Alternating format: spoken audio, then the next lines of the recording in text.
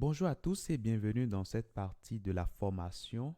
Nous avons parlé des listes tout à l'heure et on a vu également, une fois que la liste est créée, on a vu comment accéder aux informations de la liste. Donc, qu'est-ce qui va se passer? Alors là, ici, si je mets 5, ça veut dire que je vais récupérer l'élément qui est à la position 5. 0, 1, ici 2, 3, 4, 5. Donc, si je fais ça, vous vous attendez bien à ce que j'obtienne tout simplement l'élément qui est à la position 5. Mais si je demande par exemple l'élément qui est à la position 6, qu'est-ce qui va se passer? Allez, on continue. Là, vous voyez que nous avons une erreur. Et là, ça nous dit ici index error. List index out of range. Ça veut dire que nous avons donné un indice qui va au-delà de notre liste. OK? Donc là, il faut vraiment faire attention sur les indices que vous mettez pour ne pas aller au-delà des indices autorisés. Donc ça, c'est bon.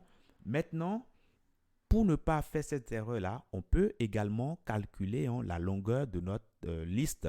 Ça nous permettra après de pouvoir savoir à quel moment on peut s'arrêter.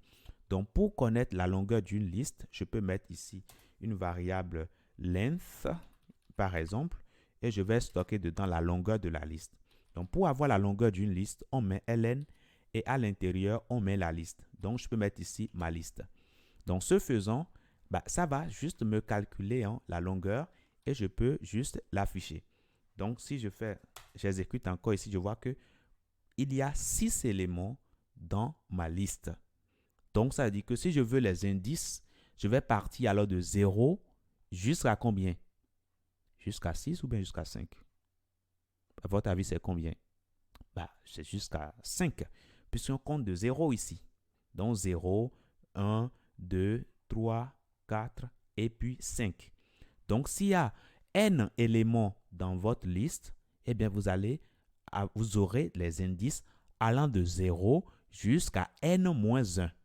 Dans notre cas ici, la taille de notre liste est 6, donc on va nous arrêter à 5. Voilà. Donc, ln nous permet d'avoir la taille de notre tableau. Donc, ici, je mettrai ici taille de la liste. Alors, excusez-moi si je dis pas mon tableau, excusez-moi beaucoup, mais bon, une liste et un tableau, oui, c'est proche. Mais le vocabulaire qu'on emploie en Python, il faut le respecter, c'est liste. On parle de liste. Voilà. Donc ça, c'est bon. Maintenant, on sait comment on peut calculer la taille, mais on peut également ajouter des informations supplémentaires à la liste. Alors, je suppose que ici, j'affiche ma liste. Donc ça, c'est bon. Je nettoie un peu ici. Je nettoie un peu et après, j'exécute. Je vois bien le contenu de ma liste. Mais je peux ajouter quelque chose à ma liste en faisant append. Point append me permettra d'ajouter quelque chose à ma liste. Donc, imaginez que je veux ajouter 6 à ma liste. Donc, si je fais ceci et je reviens là, j'exécute, qu'est-ce qui va se passer? Je vois que désormais, à la fin de mon tableau, j'ai un élément supplémentaire qui est ajouté, qui est 6. Donc, désormais, la taille de mon tableau sera maintenant de 7 éléments. Donc, un élément, 2 éléments, 3 éléments, 4, 5, 6 et puis 7 éléments. Voilà, donc on a la taille de 7 maintenant. Donc, on peut ajouter autant d'éléments que nous voulons. On n'est pas du tout limité. Donc, bref, on est totalement... on a la possibilité d'ajouter autant d'éléments que nous en avons besoin. On peut également, comme je vous l'ai dit, on n'est pas limité à ce type de données. On peut mettre toute forme de données, tout type de données qu'on souhaite ajouter à notre liste. On peut le faire sans contrainte. Donc, je suppose que je veux ajouter Muday. Je mets Muday comme ça. Et là, ce qui va se passer quand je réexécute là, vous voyez qu'en dernière partie ici, nous avons Muday. Super. Maintenant, vous constatez que ce que nous insérons va se mettre directement à la fin du tableau. À la fin de la liste, excusez-moi. Mais en gros, on peut avoir besoin d'ajouter l'élément peut-être après le premier élément ou bien après le deuxième, etc. OK? Donc, pour cela, nous avons ce qu'on appelle méthode, une deuxième méthode. Donc, je prends ici ma liste et je peux faire insert. Insert va me permettre d'insérer quelque chose à l'intérieur de la liste. Donc, pas forcément à la fin, hein, à l'intérieur de la liste. Donc, je vais indiquer l'indice auquel je veux le mettre. Si je dis par exemple, je veux le mettre à l'indice 0, ben, vous connaissez l'indice 0. Donc, ce que je veux mettre là ira se mettre à l'indice 0. Maintenant, je vais mettre ce que je veux mettre à l'indice 0. Je suppose que je veux mettre par exemple Python.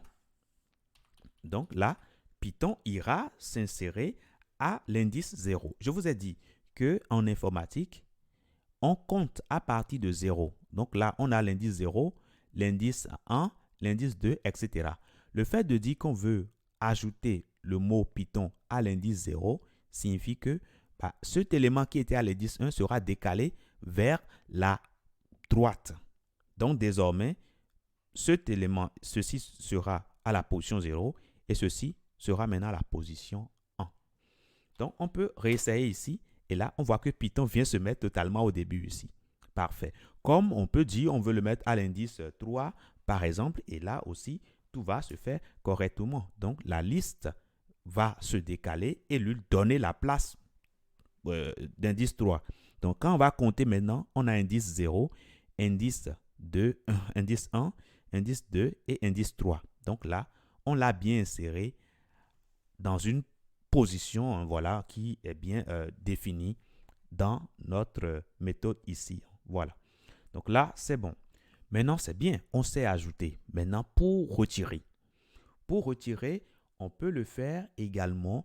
Alors, imaginez que je souhaite retirer l'élément qui est à cette position-là. Donc, je souhaite retirer cela. Donc, je vais utiliser tout simplement pop. Pop me permet de retirer un élément de ma liste. Donc, je vais indiquer l'indice où se trouve l'élément que je veux retirer. Donc, si nous regardons ici 0, 1, 2, 3, 4, 5 et 6. Donc, ce que nous voulons retirer se trouve à l'indice 6. Donc, je mettrai là 6. Donc, ce qui va se passer ici, regardez bien. Je fais ici, je l'exécute et là, je ne vois plus cet élément-là qui était dans ma liste. Voilà, c'est-à-dire ce tableau-là, je ne vois plus cela dans ma liste. Tout simplement parce qu'à un moment donné, j'ai dit que je veux retirer cela. Alors, ce pop-là nous retire l'élément de la liste, mais nous retourne cela. Donc, on peut stocker cela, par exemple, je peux mettre ici deleted, par exemple, qui sera égal à ça. Donc, ce qui veut dire que j'ai récupéré ça dans quelque chose, ce que j'ai supprimé. Donc, je peux dire, je vais afficher ce que j'ai retiré, tout simplement. Et en faisant cela, je vois que c'est bien ce tableau-là qui est retiré. Donc, si je veux retirer l'élément qui est à la position 7, j'en ai bien le droit. Et là, si je refais ici, vous voyez que l'élément est bien retiré. OK? Donc là, c'est bon. Donc, chaque fois que j'exécute mon fichier, le fichier est exécuté du row. Donc, la liste est définie à chaque fois et on descend, on fait les instructions pas à pas jusque-là. Voilà. Donc là, c'est bon. Donc, je disais que le append, ça, je vous note ça, le append permet d'ajouter un élément à la fin de la liste. Après ça, nous avons vu le insert, que je vous mets tout de suite ici, permet d'ajouter un élément à un indice donné, de la liste, à un indice donné de la liste. Très bien. Donc là, c'est bon. Il y a le pop. Je vous ai dit que ça permet de retirer un élément. Donc là, je le mets tout simplement. Voilà, parfait. Et qu'est-ce que je vais dire? Donc ça supprime et retourne l'élément qui se trouve à l'indice 6 de la liste. Voilà. Et pour finir, je vais vous montrer qu'on peut concaténer deux listes. Je suppose que j'ai ma première liste ici. J'ai ma première liste qui est là. Et puis, alors qu'est-ce que je fais? Ça, je retire. J'ai ma première liste qui est là. Et j'ai ma liste 2 qui est ici. Très bien, ok. Donc là, c'est bon. Donc, ce que je vais faire maintenant, je suppose que je veux mettre ces deux listes ensemble. Hein, je veux les mettre ensemble. Donc, je peux mettre ici, tout ça, je le mets en commentaire. Hein. Ou bien, pour ne pas avoir ce problème-là, je vais simplement garder ma liste au départ. Donc, je suppose maintenant que je vais faire liste 1, voilà, plus ma liste 2. En faisant cela, comme ces deux listes, ce qui va se passer, c'est que la première liste va se dresser et va accueillir maintenant les informations de la deuxième liste. Donc, on peut exécuter cela. Et qu'est-ce que vous voyez? La première liste, c'est ça qu'on a là, jusque-là. Et la deuxième liste, c'est ça qu'on a ici, jusque-là. Donc là, on a juste mis ensemble, on a juste concaténé les deux listes. Donc voilà pour ce que je tenais à vous dire sur les listes. Hein. Donc, ce qu'il faut comprendre déjà en résumé, c'est que les listes nous offrent déjà un espace de stockage, tout comme les variables, mais en plus des variables, ils nous aident à stocker plusieurs informations. Ok, voilà.